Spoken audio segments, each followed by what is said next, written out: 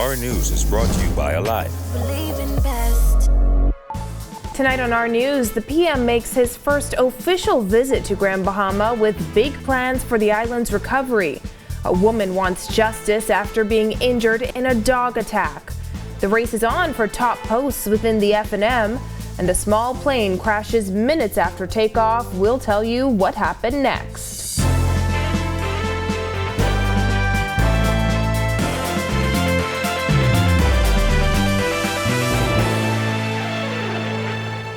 Welcome to Our News, and thanks for joining us. I'm Christina Dragovich. Topping news tonight, the time for talk in Grand Bahama is over. That's the declaration made by Prime Minister Philip Davis, who made his first official visit as the nation's chief. During his visit today, the PM also gave an update on the Grand Lucayan. Jasmine Brown was there and has this report. The Prime Minister met with those officials here at the office of the Prime Minister here in Grand Bahama, as he says his administration is determined to get Grand Bahama back on track. The time for talk as to where Grand Bahama is going is over for me. We need action. We need to see. I know Grand Bahama, having lived here myself in the early 70s. And the time has come for Grand Bahama to truly live up to its true potential. And it's not going to happen with people just talking about it. The PM's comments came after he met with Minister for Grand Bahama Ginger Moxie and other senior government officials on that island. Davis says his administration is determined to find and implement a strategy that works for Grand Bahama that has had an ailing economy for nearly 2 decades. There are a number of factors that we're looking at now to determine the direction where Grand Bahama should go.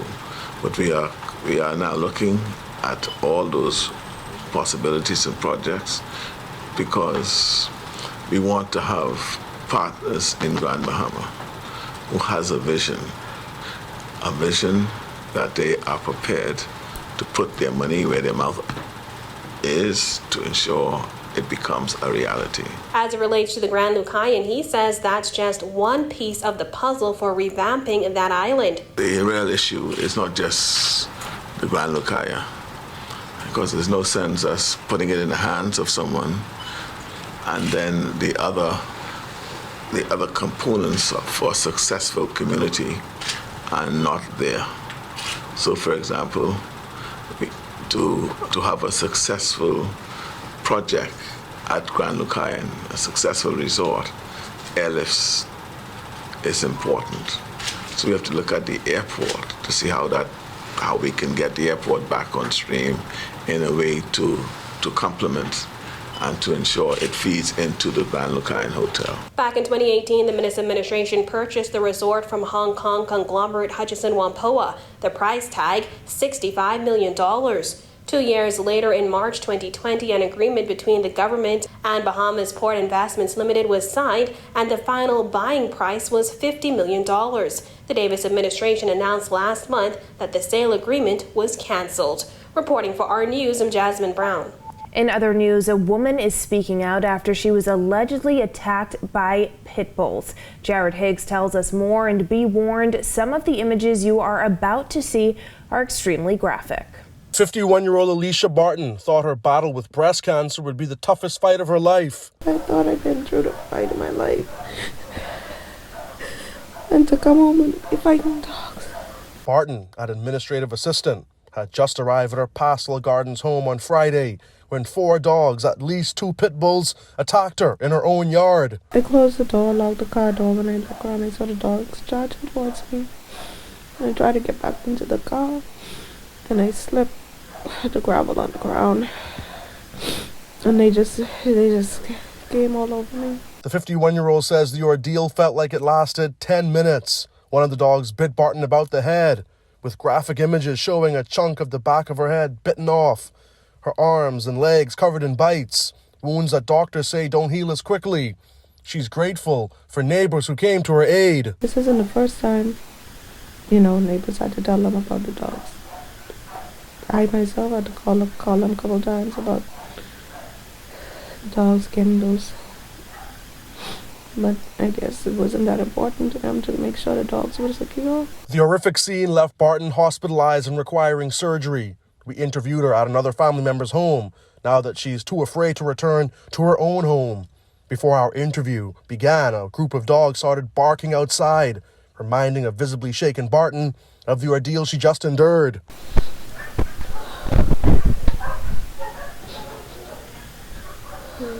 Police press liaison Superintendent Audley Peters confirmed police are investigating the incident and a man was arrested. Barton's disturbed family members say they warned the neighbors many times about the dogs. Barton wants justice to be served. She wants the pets taken out of the home and is concerned about her medical bills and the pain and suffering she must now endure. After beating breast cancer years ago, she has another road to recovery ahead. I would like for them to own up to their responsibility. They took on the responsibility of these animals. Right now, like, my health is now your responsibility. And it ain't so much about that, it's the principle of it. I have not heard from them. They haven't outstretched and say, I'm sorry, or something. Reporting for Our News, I'm Jared Higgs. Well, the Central Bank of the Bahamas is noting that the outlook for 2022 is showing strong growth. Megan Shepard tells us more. The Bahamian economy began to see a significant turnaround from the adverse impact of the COVID-19 pandemic, according to Central Bank Governor John Roll. Roll says data reveals sustained foreign investment, including the expansion of high-end real estate activity, which played a major role. These trends are helping to support resumed employment for displaced workers and improve financial outcomes for the government, though relative to a fiscal recovery that is still expected to span several years. He also shared good news as it relates to the tourism sector. For the first time in 2 years, the tourism product is positioned to experience uninterrupted business over the entire calendar period. In contrast, both segments of the industry only recorded partial year performances in 2021. Again, however, the industry will have to wait until 2023 at the earliest to be fully recovered. In particular, neither the seasonal capacity for cruise lines nor hotels is being projected to reach pre-pandemic earnings levels during the first half of 2022. Roll also giving his take on the government's recently released fiscal strategy report. Roll says that one of the most important components was the articulation of the tools and strategies that will be utilized to achieve the government's financial goals. Important part of a fiscal strategy to reduce the deficit and to begin to reduce the debt burden is that the government needs to be able to take active measures to save more out of its revenue collection and also to be able to improve its revenue collection efforts. Reporting for Our News, I'm Megan Shepard. Mostly clear skies tonight. Greg Thompson is in the Weather Center with the latest. Thanks, Christina. Our first look at weather is brought to you tonight by Ports International, trusted medical supplies for a better quality of life. Cool temperatures this morning. We got down to 51 here in the capital, and in Grand Bahama, you guys got down to 40, so very cold temperatures still around the islands today and tonight. And we expect those temperatures to actually get back into the cool range once again before we start to warm up. 67 outside our studios and the mostly clear skies, east-northeasterly wind flow at 8 miles per hour, and your feels like temperature at 64. Satellite view, that frontal boundary that pushed through the island and ushered in a nice change in air mass now near Hispaniola to the south of the Bahamas. Some cloudiness still associated with that boundary, still hanging out across the southeastern islands as well as the central Bahamas, but we expect that system to continue to push out towards the east. High pressure will dominate our weather and it will build and strengthen through tomorrow. That's your first look at weather. Your extended forecast is still to come. Still to come on Our News, revisiting plans for a new hospital on Grand Bahama, and new and familiar faces to vie for top posts in the F&M. That's coming up when Our News returns.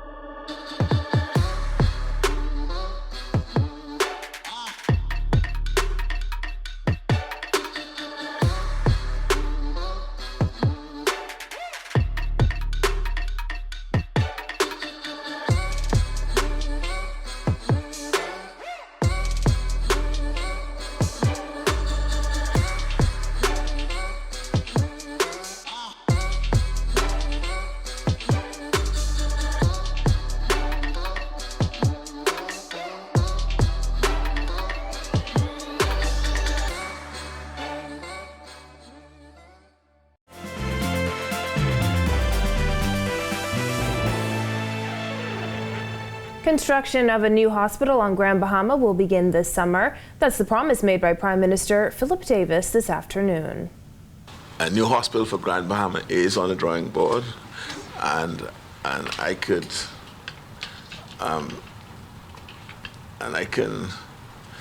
assure Grand Bahamians that that will happen. I've been in deep discussions and negotiations along with the Minister of Health. We're talking to any number of entities and governments to ensure that we're able to at least put shovel in the ground before this year is ended. For my part, I indicated to the minister I want us to start by June.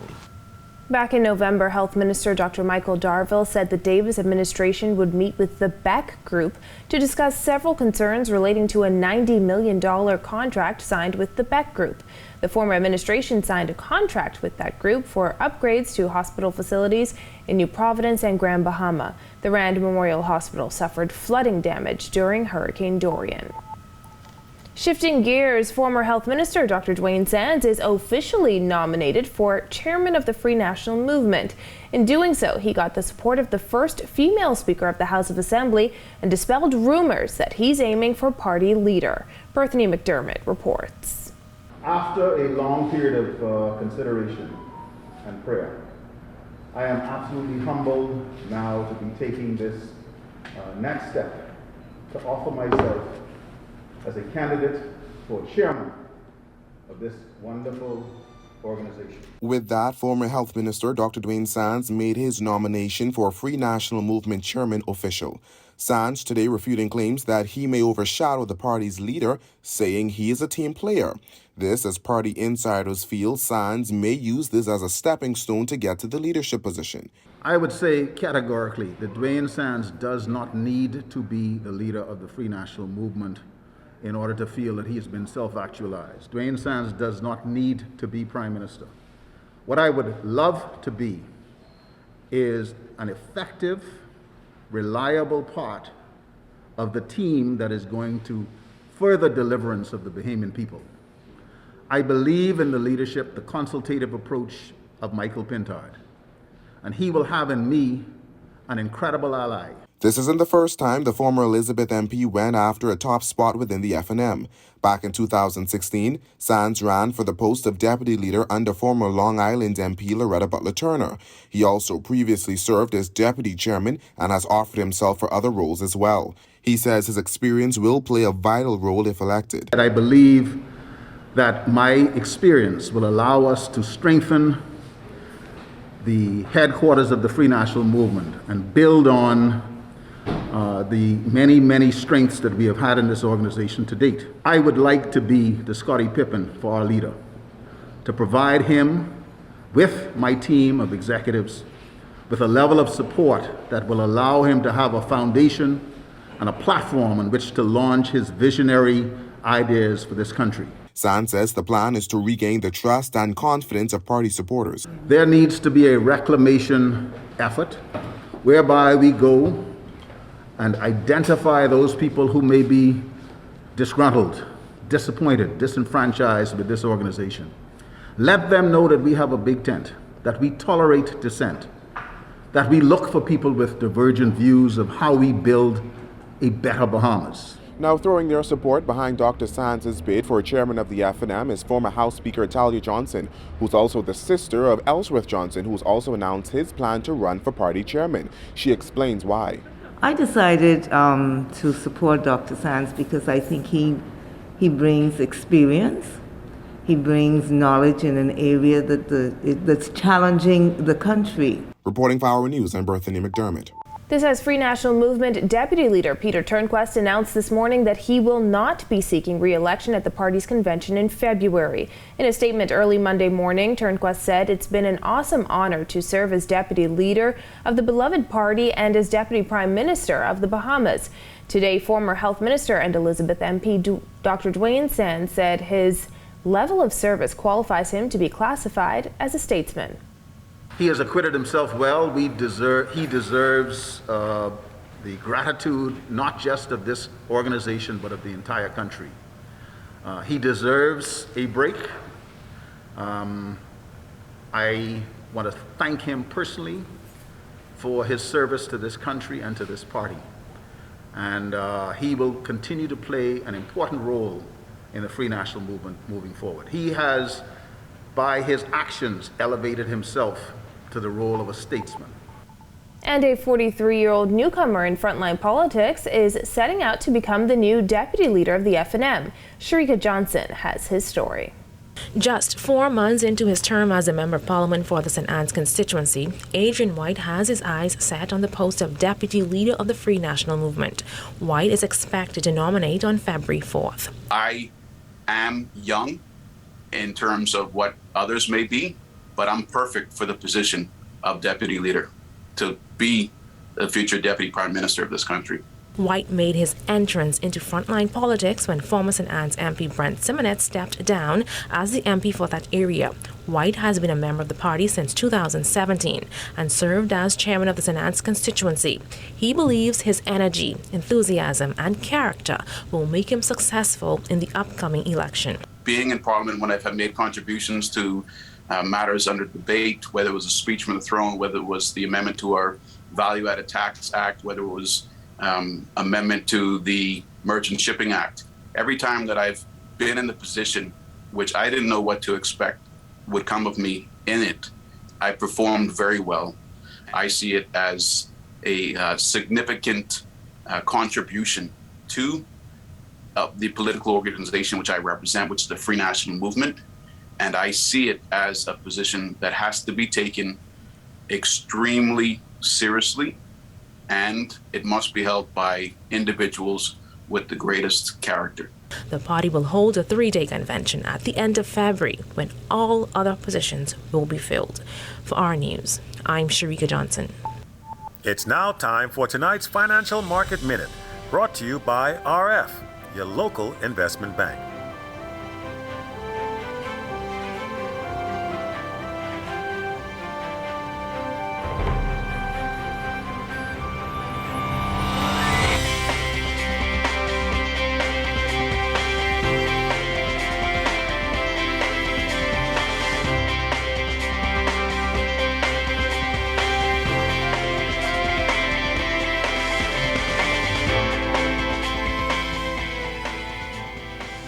This has been your Financial Market Minute. To explore the best performing mutual funds in the Bahamas, visit our website at www.rfgroup.com. When our news comes back from the break, Defense Force officers rescue a man after his plane crashes in waters off New Providence. And the latest from Bahamian sprinter Stephen Gardner. The details when our news returns.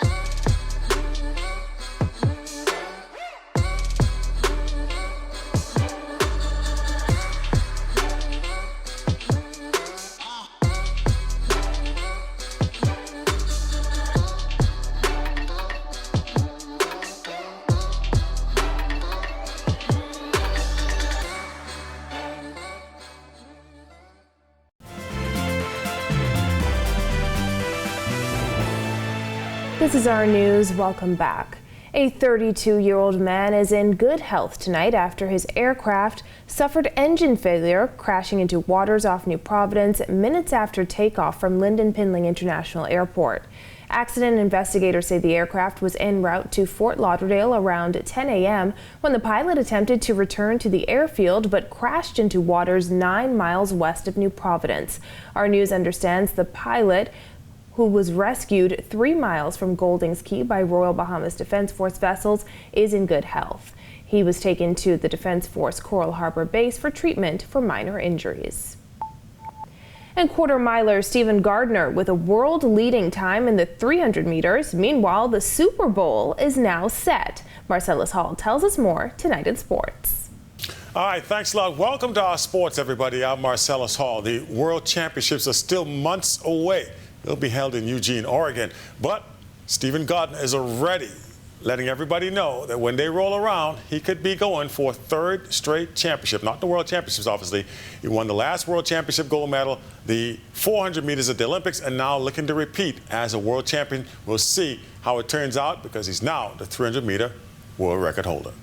Good weekend for track and field, and Stephen Gardner on the field, 400-meter champion, smashing the 300-meter world best with a 31.56 at South Carolina's Invitational on Friday. Gardner around the track with an incredible indoor 300-meter world best at 31.56.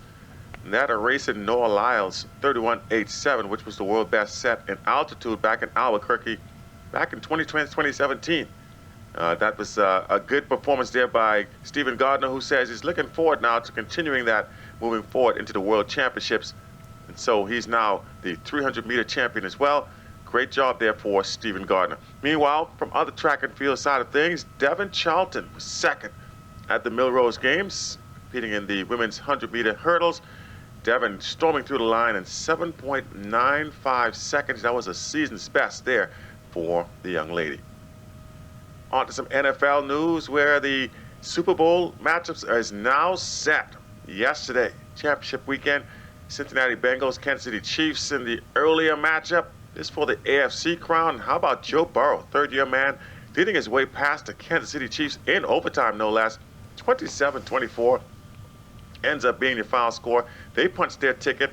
And then, of course, the San Francisco 49ers, they tried to make it back to the Super Bowl as well. LA Rams having nothing to do with that as the Rams take down the 49ers 20-17. Matthew Stafford, in his first year as quarterback since being traded from the Lions, leading his team to the Super Bowl, and it'll be the Rams against the Cincinnati Bengals come Super Bowl Sunday. And there it is, a check on sports. Just before we go, I got to say happy birthday to our own Kriston Sanders, a.k.a. Kanye. Happy birthday, my friend. Welcome to the 30s, and do well, as our good friend Joey likes to say. Meanwhile, I'm Marcellus Hall. Back to you. Thanks, Marcellus. The week getting off to a slightly warmer start. Greg is back in the Weather Center when our news returns.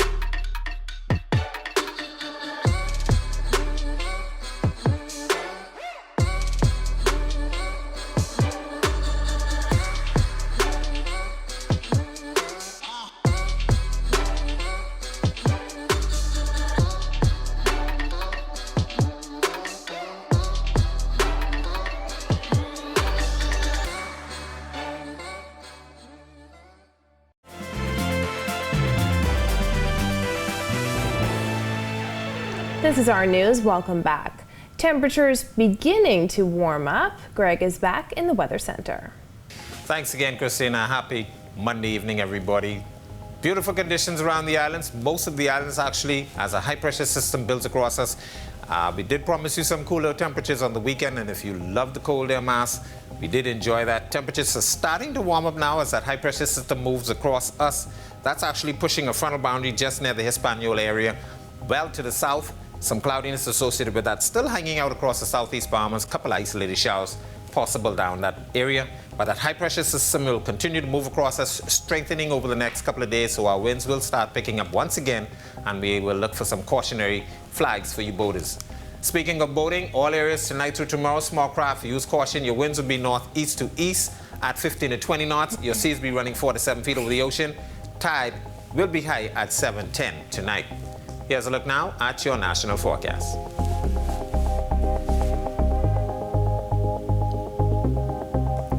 look now at your extended forecast through Monday.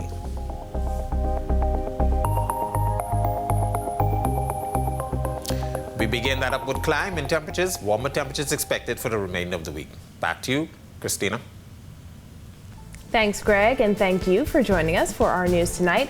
On behalf of the entire team, I'm Christina Dragovich. Before we go, the Our News team would like to send a special happy birthday to our Kriston Saunders. Have a good one, and have a beautiful evening, Bahamas.